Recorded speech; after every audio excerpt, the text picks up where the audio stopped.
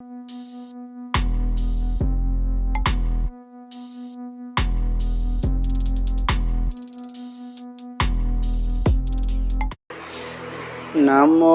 तस् भगवतो अरहतो सम्मा संबुद्धस्स। नमो तस् भगवतो अरहतो सम्मा संबुद्धस्स। नमो तस् भगवतो अरहतो सम्मा संबुद्धस्स। बुद्धरत्न, धम्मरत्न, संघरत्न या तीन रत्नाला प्रथम त्रिवार अभिवादन। ज्यांच्यामुळे आपणाला हे तीन रत्न लाभले असे विश्वरत्न बोधिसत्व डॉक्टर बाबासाहेब आंबेडकर यांच्या समग्र धम्मक्रांतीला शेवटच्या श्वासापर्यंत समर्पण। आजच्या या शुभमंगल प्रसंगी कुशल मुहूर्तावर तथागताने 10 संस्कारापैकी ज्या संस्काराची अधिक प्रशंसा केलेली आहे अशा गर्भमंगलविधी शुभ या संस्काराच्या निमित्ताने सन्मानपूर्वक आमंत्रित केलेले पूज्य डॉक्टर इंदवंशजी महाथेरा, पूज्य भिक्खू करुणानंदजी थेरा, पूज्य भिक्खू धम्मबोधीजी थेरा, पूज्य भिक्खू एन धमानंदजी थेरा, संपूर्ण सहारे परिवारातील आप्तेष्ट, ज्ञातिगण, उपासक उपासिका, बालक आणि बालिकांनो, विशेषतः जन्माला येण्याच्या अगोदरच महापुण्य साठा घेऊन देवता लोकातून आलेलं जे सत्व आहे ते सहारे साहेब तथा सहारेताई यांच्या कुशीमध्ये निवास करत आहे। कारण ज्यांच्यासाठी संघाचे दर्शन होते ते सत्व देवता लोकातून आलेले असतात। ज्यांच्यासाठी कुशीमध्ये असतानाच परित्राणाचा पाठ होतो ते निश्चित स्वरूपात देवता लोकातून आलेले असतात।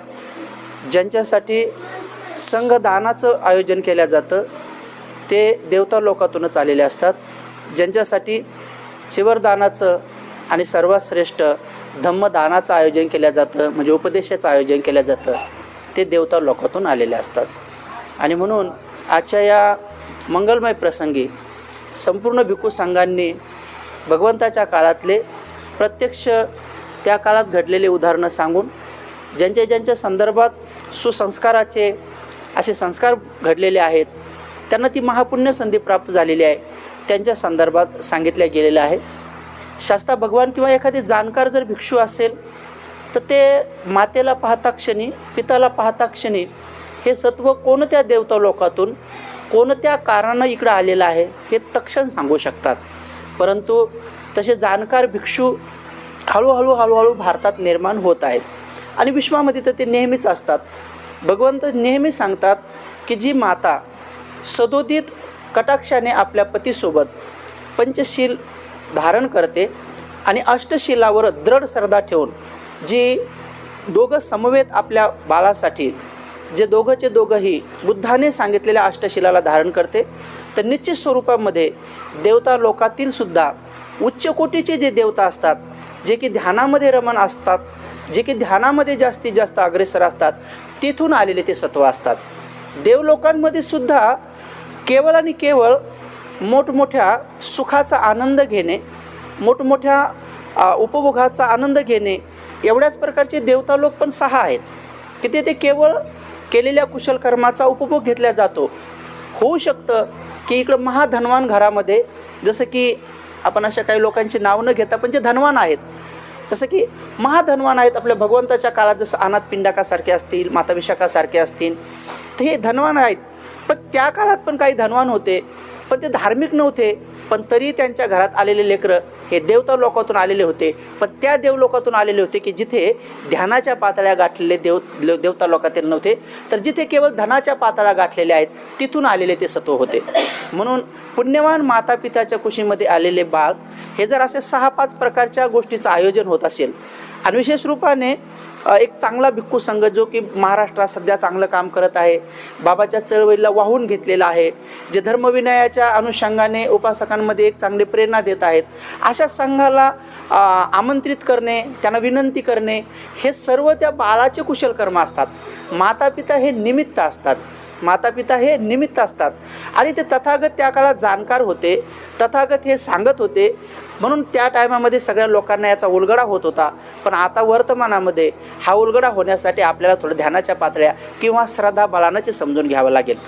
सांगताना मी तुम्हाला अध्यात्म गोष्ट सांगितली की हे सत्व देवलोकातूनच आलेलं असतात आणि देवलोकांच्या ज्या ध्यानाच्या वरच्या पातळ्या असतात, रूप ब्रह्मलोक किंवा अरूप ब्रह्मलोकातून, तर हे याच्यामुळे आलेले असतात की जिथे ते शोध घेत असतात. कारण काही देवलोकांना पृथ्वीवर 4 दिवशी पाठवल्या जातं, काही देवलोकांना पृथ्वीवर 4 दिवशी पाठवल्या जातं. त्यातल्या एक शुक्ल अष्टमी असते, एक कृष्ण अष्टमी असते, एक चतुर्दशी असते आणि एक पौर्णिमा असते. उपोत्सव 3 आहेत, पण ते महिन्यात 4 दिवस येतात, कारण भगवंतांनी 3च उपोत्सव सांगितलेले आहेत. एक अष्टमीचं उपोत्सव म्हणजे अष्टमी 2दा येतात म्हणून 2, आणि एक चतुर्दशी उपोत्सव आणि एक पौर्णिमा उपोत्सव. तर या दिवशी काही देवता पूर्ण पृथ्वीचं केवळ एवढ्यासाठी अवलोकन करतात की कोण आहेत की जे आपल्या मातापिताची सेवा करत आहेत, कोण आहेत की जे आपल्या घरातील वृद्ध आजी आजोबांना कुलदैवत समजून त्या कुलदैवतांची पूजा करत आहेत, कोण आहेत की जे आपल्या कुलपुत्रांवर कुलपुत्रींवर धम्माचे, दानाचे, शील आणि समाधीचे संस्कार टाकत आहेत, कोण आहेत या पृथ्वीवर की जे 3 रत्नाला आपले चक्षु समजून 3 रत्नाने सांगितलेल्या धर्ममार्गावर चालण्याचा जे सत्य मार्ग आहे, अशा 4 सत्याला जाणण्यासाठी धर्माचं आयोजन करत आहेत, देशनेचं आयोजन करत आहेत. असे कोण आहेत की जे पांढरे शुभ्र कपडे परिधान करून एकांशी टाकून देवता लोकांना चिन्ह किंवा देवता लोकांना सिग्नल देत आहेत. आजच्या दिवशी पांढरे शुभ्र कपडे परिधान करणे किंवा उपस्वताच्या दिवशी करणे हे याच्यासाठी केलं जात असतं, कारण जर विमानतळावर जर सिग्नल नसेल तर विमान उतरत नाही. जोपर्यंत त्या विमानाला सिग्नल मिळत नाही तोपर्यंत विमान कसं उतरेल. तर विमानतळावर जे सर्वात वर सिग्नल देतं सारखं ते असं मिचमिच करत राहतं ना, आणि त्या विमानाचं पण सिग्नल जोपर्यंत मॅच होत नाही तोपर्यंत पायलटला ते उतरवल्या जात नाही. देवता लोकसुद्धा जेव्हा इथं येतात तर काही मनोमय असतात, काही शरीर धारण केलेले नसतात आणि ते काही एवढे सर्वज्ञ नसतात. त्यांना फक्त एक सिग्नल असतं की सफेद वस्त्र ज्यांचे असतात आणि ज्यांनी एकांशी केलेले आहे तर हे अष्टशीलधारी लोक असतात, त्यांच्या सुरक्षेसाठी त्यांना पाठवल्या जात असतं, त्यांच्यासाठी ड्युटी दिलं असतं. म्हणून आपण त्या दिवशी पांढरे शुभ्र कपडे ही काही साधारण बाब नाही आहे, कारण ते देवता लोकांना आशीर्वाद देण्याचं, त्यांचं रक्षा करण्याचं किंवा त्यांना धर्माकडे आकर्षित करण्याचं हे कार्य त्या देवतांकडे दिलेलं असतं. आणि म्हणून पूज्य भंतेजीने पण सांगितल्याप्रमाणे की जसं कुशीतल्या बाळाचं जे डोहाळे लागतात ना ते बाळाचे संस्कार असतात. जेव्हाही कधी समजा आई प्रसन्न आहे पण अचानकच तिला जर वारंवार झोपावंसं वाटलं, आळस आला, तर समजून घ्यायचं की हे सत्व थोडंसं आळशी आहे, तर त्याला तुरंत बदललं पाहिजे. मग तिनं धर्मामध्ये उत्साहित झालं पाहिजे, वारंवार ध्यान करत राहिलं पाहिजे किंवा चक्रमण करत राहिलं पाहिजे किंवा वारंवार घरातले काम करत राहिले पाहिजे किंवा कशाचं असं नियोजन केलं पाहिजे की जेणेकरून ते जे काही आळसाचे संस्कार पडणार आहेत गर्भाशयातच तर ते तिथं काढून टाकता येतात. जर समजा आईच मुळात आळशी आहे पण बाळ गर्भाशयात आल्यानंतर तिला बिलकुल झोपूच वाटत नाही, ती एकदम उत्साहीच आहे, तर समजून घ्यायचं की हे सत्व मुळात खूप चांगलं उत्साहित आहे, आनंदी आहे. एखादी समजा बिचारी माता खूप गरीब आहे, तिला 10 शब्द कोणी बोललं काय, टोचून बोललं काय, ती कधी मागं फिरून बोलत नाही, पण गर्भधारणा झाल्यानंतर ती सगळ्यालाच भांडत आहे. अशा अचानकच भांडत लोक म्हणते काय झालं काय माहिती तिला, हे अचानकच भांडू लागली, तर समजून घ्यायचं की हे भांडकुदं सत्व आहे. हे भांडणं करून आलेले तिकडून कुठून तरी, म्हणजे काही काही लोक मरता बी भांडून जातात. बायका म्हणतात ना माय भांडून गेल्यावर न बोलतात की ते म्हणतात ना, तसं ते समजून घ्यायचं की हे सत्व जे आहे ते हे निश्चित स्वरूपामध्ये मागं भांडणच करून आलेलं आहे. त्यामुळे इथं आल्याबरोबर आईला ते उचकून देत आहे की भांड म्हणत आहे. मग आता भांडण कोणाला तर जे समोर दिसते त्याला, मग पहिलं पतीच समोर दिसतो ना, मग त्याच्यावरच राग निघतो कधी मग जे दिसन त्याला ते भांडत आहे. तर समजून घ्यायचं की ते डोहाळे जे आहेत ते वैज्ञानिक पद्धतीचे आहेत, परंतु त्या टायमातच जेव्हा ते लागतात ना त्या टायमातच श्रमणांना भगवंताच्या पुत्रांना घरी बोलून धर्मबलाने ते जे कुसंस्कार असतील त्याला सुसंस्कारात रूपांतर केलं पाहिजे. जे सुसंस्कार आहे ते अधिक संस्कार अधिक पुण्य सुसंस्कारित बनवलं पाहिजे, महापुण्याकडे त्याला वळवलं पाहिजे आणि आपलं आणि अनेक लोकांचं कल्याण केलं पाहिजे. बाबासाहेब त्यांच्या आत्मचरित्रामध्ये लिहितात की मी जेव्हा आईच्या कुशीमध्ये होतो, 14व रत्न म्हणून जेव्हा जन्म घेत होते बाबासाहेब, तेव्हा ते म्हणतात की मी जेव्हा आईच्या कुशीत होतो तेव्हा माझे वडील मिलिटरीमधून रिटायर झाले होते आणि रिटायर झाल्यानंतर पुण्यामध्ये त्यांनी टीचरचा एक कोर्स केला होता आणि मिलिटरीतल्या लोकांना ते इंग्रजी शिकवत होते. रामजी बाबा मिलिटरीतल्या लोकांना पुण्यामध्येच इंग्रजी शिकवत होते आणि त्या टायमात बाबासाहेब त्याच्या आईच्या कुशीत होते. तर बाबासाहेब म्हणतात की तिकडे माझे वडील खडखड इंग्लिश शिकवत होते, मी आईच्या कुशीमध्ये खडखड इंग्रजी शिकत होतो. आणि म्हणून त्यांना विचारलं की तुम्ही खडतरकरांच्या इंग्रजीतून एवढी अस्सल इंग्रजी शिकलात काय? तर तेव्हा बाबासाहेब म्हणतात नाही ते तर निमित्त आहे, मी खरी इंग्रजी माझ्या बापाकडूनच शिकलेला आहो, असं आत्मचरित्रामध्ये लिहितात बाबासाहेब. म्हणून ही गोष्ट आपल्याला चांगली माहीत आहे. पुन्हा बुद्धाने त्याच्या धम्मग्रंथाच्या 2ऱ्या ते 3ऱ्या पानावर जर तुम्ही पाहिलं तर महामायांना जेव्हा गर्भधारणा होते किंवा कळतं की आपल्या कुशीमध्ये कोणीतरी सत्व आलेलं आहे, तर त्याच्या अगोदरचं स्वप्न जर तुम्ही पाहिलं तर ते खूप सुंदरसं गर्भवती मातेवर संस्कार पडण्यासाठी अत्यंत आवश्यक आहे. ते आपण तिथून शिकलं पाहिजे की ही आपली परंपरा आहे की तिने खूप सुंदरसे कपडे परिधान केले, सुगंधी द्रव्याने स्वतःला मडून तडून घेतलं, तिची केस वेशभूषा अशी केली की त्यांना खूप सजवलं म्हणतात.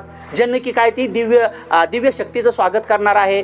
माणूस सरोवरावर नेलेला आहे, चतुर्दीप पाल आलेले आहे. चतुर्दीप पाल म्हणजे कोणते? चारी दिशेचे रक्षण करणारे देवपाल आहेत, म्हणजे देवलोक आहेत की चारी दिशेचं रक्षण करतात. ते आले, त्यांच्या राण्या पण आल्या, त्यांनी त्यांना सजवलं. जसं आताच्या काळात नाही का काही महिला गजरे घालतात, आहे का नाही, गजरे घालतात असं का नाही का तसं. पण त्या बिचारीला खूप सुंदर सजवलं, सुगंधी द्रव्याने आंघोळ घातली आणि मानस सरोवर जे आहे ना तिथं सध्या पण आहे, ते मानस सरोवर आंघोळ घातली आणि शालवृक्षाच्या खाली ते राणीचं आसन नेऊन तिथं ठेवलं. आणि मग नंतर राणीला तिथं म्हणतात पांढरा शुभ्र एक हाती आला आणि त्या आपल्या सोंडेमध्ये एक कमळाचं फूल पण पांढरं शुभ्र आहे, हाती पण पांढरा शुभ्र आहे. आणि नंतर की माझी माता होशील का, मला शेवटचा जन्म पृथ्वीवर घ्यायचा आहे, ते होकार देतात. आणि मग नंतर त्यांचं स्वप्न मोडतं. राजाला ते सांगतात. राजा पारंगत 8 विद्वान ज्ञानी लोकांना स्वप्न पारंगतांना बोलावतात आणि मग ते सांगतात की हाती जर पांढरा शुभ्र आहे तर मग हातीसारखा बलशाली तुम्हाला पुत्र जन्माला येईल. पांढरा शुभ्र आहे म्हणजे निष्कलंकित जन्माला येईल. हातात सोंडेत कमळाचं फूल आहे म्हणजे चिखलात राहून पाण्यात राहून स्पर्श होऊ देत नाही, म्हणजे ते येणारं बाळ या संसारात राहून रागद्वेष मोहाचा स्पर्श होऊ देणार नाही. अरे हे तर सगळे बुद्धाचे लक्षण आहेत. मग त्यांनी सांगितलं, 7 जणांनी एक भविष्यवाणी केली की तुमचं बाळ एक तर संसारात रमलं तर चक्रवर्ती सम्राट होईल, नसता जर संसार त्याग केला तर सम्यक संबुद्ध होईल. पण शेवटचे जे 7व्यापैकी 8वे जे कौंडिन्य होते त्यांनी एकच भविष्यवाणी केली की नाही ते सम्यक संबुद्धच होईल. म्हणून बुद्धाच्या काळात असे काही ज्ञानी लोक होते. इवन भगवंताच्या काळातसुद्धा गर्भचे संस्कार पाहून, जसं की अजातशत्रूंच्या पिताच्या पुरोहितांनी सांगितलं होतं की अशा प्रकारे जर त्यांनी रक्तप्राशन करण्याचं डोहाळा जर लागला असेल तर निश्चित असं होईल. म्हणून बघा त्यांचं नाव ठेवतानाच काय ठेवलं? अजातशत्रू ठेवलं. पण पोराचं नाव काय ठेवलं? उदयभद्र. म्हणजे जन्माला आला नाही तरी शत्रू आहे. हा उदय झाल्याबरोबर त्याच्या जीवनात भद्रबद्दल तथागत त्याच्या जीवनाकडे ओळख करा, भद्रकल्प सुरू आहे ना. तर हे नावं त्या काळात पण असे ठेवल्या जात होते. नाव ठेवण्याच्या पाठीमागे बी फार मोठा इतिहास आहे. आताच्या काळामध्ये समजा नाव कधी काही लोकांना नाही आवडत ना, नाव असते. समजा काही लोक एकाचं नाव होतं ठणठणपाल नाव, तर त्याला आवडतच नव्हतं. तर तो गुरुला म्हणे बघ असं कसं काय नाव आहे म्हणे ठणठणपाल, मला काय आवडतच नाही म्हणे. गुरु म्हणजे जाय मग गावात आण म्हणे बदलून. मग तो गावात आला तर आता त्याला वाटलं बघ कोणाचं नाव घ्यावं, तर तेवढ्यात एक माणूस मेला होता. अरे बरं झालं म्हणजे याचं घेतलं तर काय हरकत नाही, दुसऱ्याच घ्यावा तर मारायचे लोक. आता तो गावात राहत नव्हतं ना. मग त्याने विचारलं म्हणे का हा जो माणूस मेला याचं काय नाव होतं? लोक म्हणे त्याचं नाव अमर होतं. अरे नाव अमर आणि गेला मरून.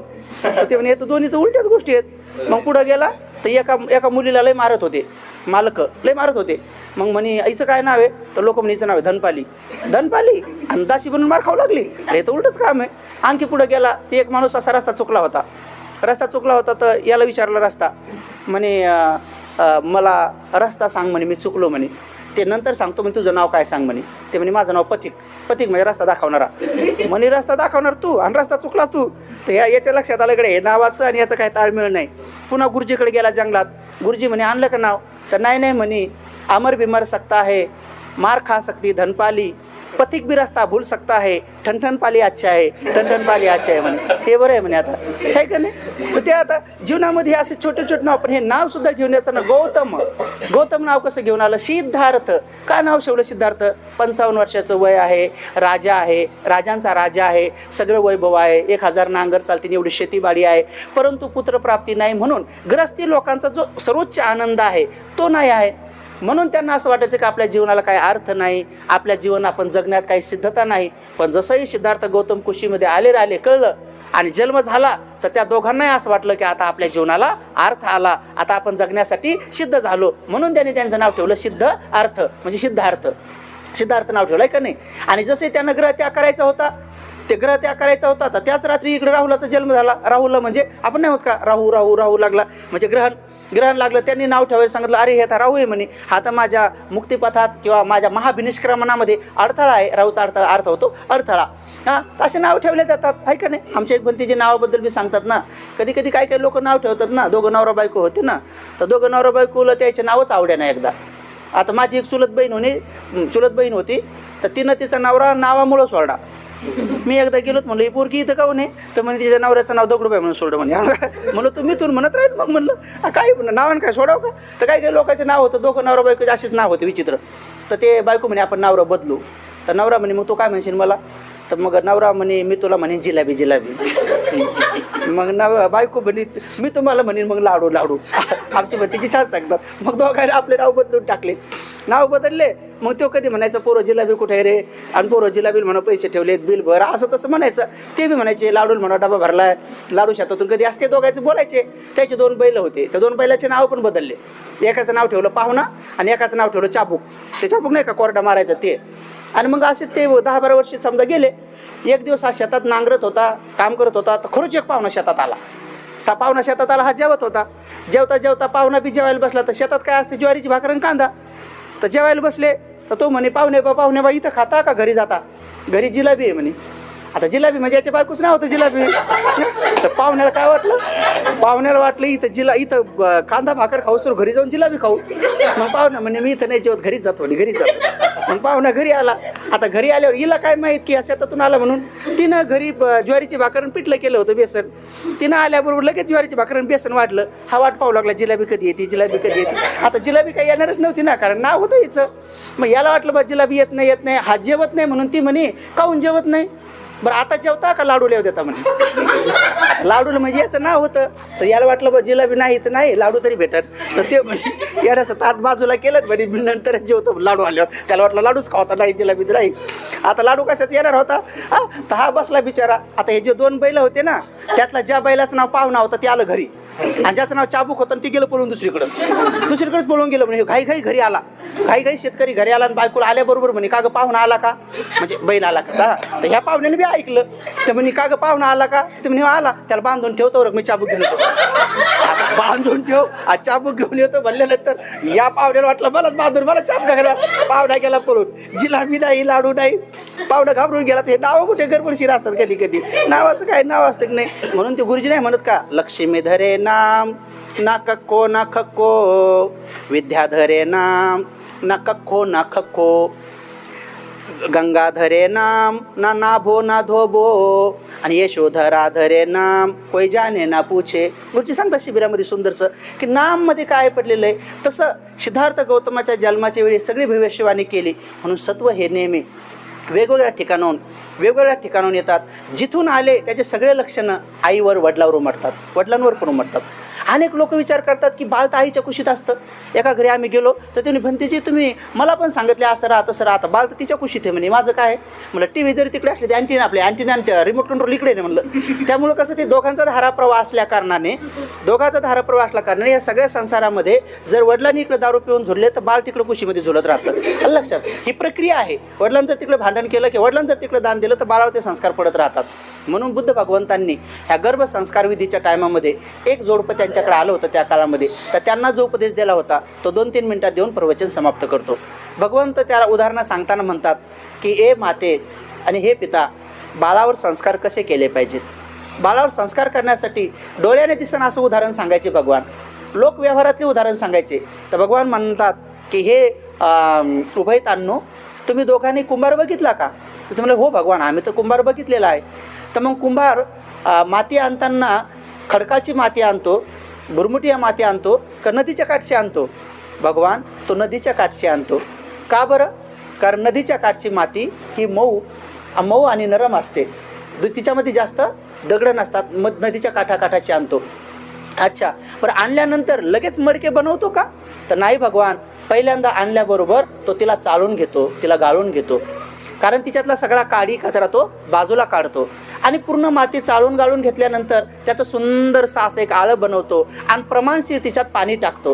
पाणी टाकल्यानंतर 1 दिवस 2 दिवस 4-5 दिवस तिला भिजत ठेवतो आणि मऊ ती माती झाल्यानंतर मग तो त्या गाढवाच्या सहाय्यानं म्हणा किंवा त्याच्या पत्नी आणि मुलाबाळाच्या सहाय्यानं म्हणा त्या मातीला खूप तुडवतो. पुन्हा पायानं तुडवतो, तिला पुन्हा तिमतो. जसं की एखादी गृहिणी आपलं पीठ तिमते, तिनं लगेच असं आबडधोबड पीठ मळलं आणि लगेच टाकलं तर अर्धी चपाती इकडून अर्धी तयार जाते. नीट जर नाही मळलं तर आहे का नाही? त्याला पुन्हा मळावं लागतं ना, त्याला सुव्यवस्थित गोल बनण्यासाठी तसं बनवावं लागतं ना. तसं हा पुन्हा त्या मातीला तिमतो आणि त्या मातीला चांगलं बनवतो आणि 4-5-6 दिवसानं म्हणा 8 दिवसानं म्हणा त्याला जसं असं वाटलं की आता ही माती चांगली झाली तर मग तिला हातानं तिमतो. हातानं तिमता जर त्या मातीमध्ये त्याला एखादा खडा लागला किंवा काही काडी लागली तर तशी ठेवतो का काढून टाकतो? भगवान, तो तुरंत काढून टाकतो. का बरं असं करतो? कारण त्याच्या मटक्यामध्ये ती बाधा येईल ना, त्याच्या मटक्यामध्ये ती अडथळा येईल ना. तर हा ठीक आहे, बरोबर तो काढून टाकतो. आळस करत नाही, प्रमाद करत नाही. माती आणताना आळस करत नाही, दक्ष राहतो. ते चालता घालताना बी आळस करत नाही, दक्ष राहतो. तिला भिजवताना तिमतानाही आळस करत नाही, दक्ष राहतो. तिला तिमताना सुद्धा जर खडा कचरा लागला तर तुरंत बाजूला काढून ठेवतो, दक्ष राहतो. आणि त्याच्यानंतर मग चाक तयार करतो आणि नंतर त्याला पाहिजे तेवढा तो मातीचा गोळा चिखल तिच्यावर घेतो. आता मला सांग म्हणे की ते मटका छोटा बनवणे, मोठा बनवणे, मध्यम बनवणे हे सगळं कोणाच्या हातात आहे? तर म्हणे भगवान, सगळं ते कुंभाराच्या हातात आहे, काही ईश्वराच्या हातात आहे. नाही भगवान, ते ईश्वराच्या हातात नाही, सगळं कुंभाराच्या हातात आहे. वाटलं तर ते कुंभार छोटंसं बोळकं बनवू शकतो, वाटलं तर तो कुंभार छोटंसं मडका बनवू शकतो, सुरई बनवू शकतो, वाटलं तर मोठा मडका बनवू शकतो. अशा डिझाईनचा तसा डिझाईनचा, अशा नक्षीकामाला तशा नक्षीकामाला, अशा तोंडाचा तशा तोंडाचा, नळाचा बिना नळाचा, आहे का नाही, तपकिरी रंगाचा, भुऱ्या रंगाचा, काळ्या रंगाचा, सगळ्या प्रकारचे मटकी त्याच्या हातात आहे, तसा बनवू शकतो. तशाच प्रकारे माता पिताने जर ठरवलं तर अशा डोळ्याचं, तशा कानाचं, अशा नाकाचं, अशा चेहऱ्याचं, अशा रंगाचं, अशा हृदयाचं, असं दयाळू, असं मायाळू, असं कनवाळू, असं शिलवान, असं समाधिवान, असं प्रज्ञावान, हे सारं बनवू शकतात. तुमच्या पुण्यामध्ये एक विद्यापीठ आहे, 2-2.5 लाख रुपये त्याची फी आहे. मायबापाला ॲडमिशन देतात, सुदृढ बाळ जन्माला आणतात. पण त्यांच्याकडे दानी, शिलवान, समाधिवान लेकरं जन्मण्याची टेक्निक नाही आहे. ती फक्त श्रमण भिक्षूंकडेच आहे. जिथं काही ॲडमिशन घेण्याची गरज नाही, ते तुम्हाला सांगूनच जातात की तुम्हाला काय करायचं आहे. म्हणून 3 महिन्याच्या अगोदर गर्भसुरक्षा विधी करतात. 3 महिन्याच्या अगोदर गर्भसुरक्षा विधी करतात. पण 3 महिन्यापासून 7-9 महिन्यापर्यंत टोटल 7 महिने गर्भ सुसंस्कार विधी करतात. कारण त्या बाळाचे जे काही हृदयाचे आणि वेगवेगळे पार्ट बनतात तर ते संस्कार त्या बाळावर पडतात. कारण आईच्या हृदयाला बाळाचं हृदय जोडलेलं आहे, आईच्या माइंडला त्या बाळाचं माइंड जोडलेलं आहे, आईच्या बेंबीच्या नाळाला त्या बाळाचं बेंबीचं नाळ जोडलेलं आहे. आणि म्हणून अशा रीतीनं जे संस्कार दिवसभर आपण कायेनं, वाचेनं, मनानं करतो ते संस्कार त्या बाळावर पडतात. असंच एका घरी गेल्यानंतर एक आई म्हणाली की भंतेजी, माझ्या बाळाला चांगला आशीर्वाद द्या. तर म्हटलं घेऊन या.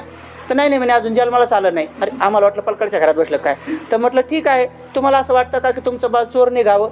तर म्हणे नाही, मला नाही वाटत चोर निघावं. म्हटलं मग 9 महिने 9 दिवस चोरी नका करू. तुम्हाला असं वाटतं का की तुमचं बाळ हत्यार निघावं? तर म्हणे नाही, मग 9 महिने 9 दिवस हत्या नका करू असं सांगितलं. तर मग म्हणे नाही, मी तर कुठं हत्या करते, मी कुठे चोऱ्या करते.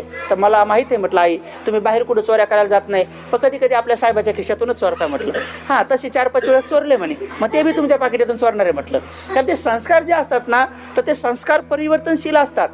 ते संस्कार जर तसेच राहिले तर ठीक आहे, तसेच राहिले. पण जर चोरीचे संस्कार झाले तर त्याला दानाच्या संस्कारानंच जाळता येतं. जर चोरीचे संस्कार झाले तर त्याला दानाच्या संस्कारानंच जाळता येतं. जर हत्येचे संस्कार झाले तर त्याला प्राणीमात्रावर दया करूनच ते संस्कार जाळले जातात. जर व्यभिचाराचे संस्कार झाले तर तुम्हाला अष्टशील पालन करून ब्रह्मचर्याने ते जाळले जातात.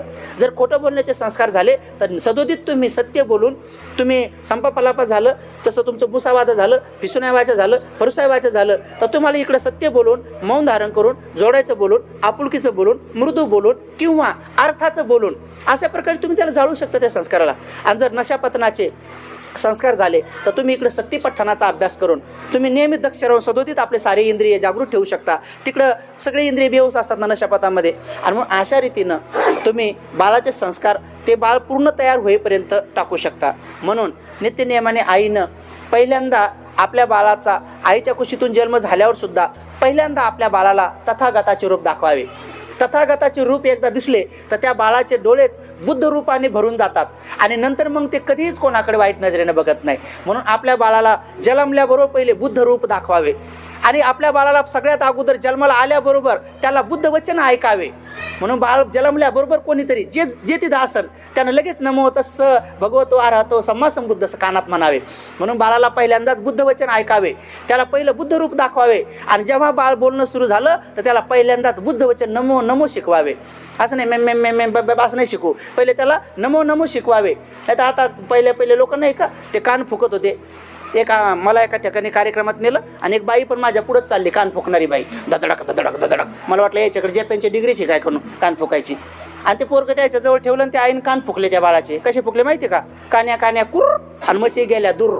म्हणजे कान्या कान्या खाय आणि म्हशीकडे जाय. मी म्हटलं या म्हशी काय आमच्या जाऊ द्या दूर. तर म्हणून आता इथून पुढं आपण कान्या कान्या खाय आणि म्हशीकडे जाय असं नाही म्हणायचं. तर काय म्हणायचं? पेढे पेढे खाय आणि इलायतेला जाय, आहे का नाही? पेढे पेढे खाय लंडनला जाय, पेढे पेढे खाय थायलंड जपानला जाय म्हणायचं. आपल्या लेकरांना आता बाहेर देशात पाठवायचं आहे का नाही शिकायला, असं म्हशीकडे नाही पाठवायचं. म्हणून आपण कान फुकायचा कार्यक्रम घ्यायचा नाही. तर पहिल्यांदा बुद्ध रूप दाखवा, पहिल्यांदा बुद्धवाणी ऐकायला लावा, पहिल्यांदा बुद्ध वचन म्हणायला लावा आणि पहिल्यांदा त्याला जर अन्न जर प्राशन करायचं असेल तर त्याला खीरदान चारा. त्याचे केस कपनविधी सुद्धा पहिले केस त्याचे कोणाच्या पायाखाली येऊ देऊ नका. तर प्रथम त्याचे केस कपनविधी करा, त्याला रूपांतर जावळ्यात केलंय आणि म्हणून केस कपनविधी करा, खीर खाऊ घाला, 10 संस्कार त्याला शिक्षण प्रारंभविधी करा. अशा प्रकारचे बाळावर सुसंस्कार टाका. निश्चित स्वरूपामध्ये ते दोन्ही कुळाचा उद्धार केल्याशिवाय राहत नाही आणि मानवतेचा उद्धार केल्याशिवाय राहत नाही. निश्चित स्वरूपामध्ये मानव जीवन सफल होते. श्रोतापन्न सकृतगामी अनागामी अरहंत अशा प्रकारच्या ज्या 4 अवस्था आहे तर ग्रहस्थ राहिल्यानंतर 3 अवस्थेपर्यंत जाता येतं आणि ग्रह त्याग केला तर 4थी अवस्थासुद्धा प्राप्त केल्या जाऊ शकते. म्हणून श्रद्धावान हे परिवार आहे. या श्रद्धावान परिवाराने एवढा मोठा पूज्य भिक्खू संघ या ठिकाणी आमंत्रित केला. बाळांवर आज काया वाच्या मनाने तुम्ही सुसंस्कार टाकले. दानाचे शिलाचे समाधीचे संस्कार बाळावर पडले आणि त्या अनुषंगाने बाळ तसं सुसंस्कारित जन्माला येऊ. त्याचबरोबर भगवंतांनी या वचनानुसार मातेला प्रस्तुतीच्या वेळी कुठल्याही प्रकारचे वेदना न होता सुखपूर्वक बाळाला जन्म देता येतो. जसं की शिवली मातेला देता आला. त्याचबरोबर शिवलीच्या आईला भरपूर त्रास झाला, परंतु भगवंतांनी त्या ठिकाणून शिवली सारीपुत्र भंतेजींना बोलले आणि मग त्या आईला विचारलं की तुम्हाला असे पुत्र पाहिजे का? तर म्हणे आणखी असे 7 पुत्र पाहिजे म्हणे. कारण ते जन्मल्याबरोबर ते बाल बोललं. पण अंगुलीमाल भंतेजीने मात्र एक मातेला त्रास होत होता तर तेव्हा त्यांनी मैत्री केली. तेव्हापासून अंगुलीमाल स्वतःचा पाठ करत असतात. म्हणून पूज्य भिक्खू संघांनी तोही पाठ केलेला आहे. आणि उपासक उपासिकांनो तुम्ही सुद्धा इथं मैत्री भावनेनं आलात म्हणून नित्यनेमाने हे कुशल कर्म करत राहा, पुण्यकर्म करत राहा आणि आपलं जीवन सफल बनवत राहा. आजच्या क्षणी जास्त उपदेश न देता एवढाच उपदेश तुमच्या सर्वांसाठी देतो की सर्वजणाचं मंगल हो, सर्वांचं कल्याण हो, सर्वजण सुखी हो, सुखी हो, सुखी हो. साधु साधु साधु. बुद्धं नमामि, बुद्ध को नमन करता हूँ. धम्मं नमामि, धम्म को नमन करता हूँ. संघं नमामि, संघ को नमन करता हूँ.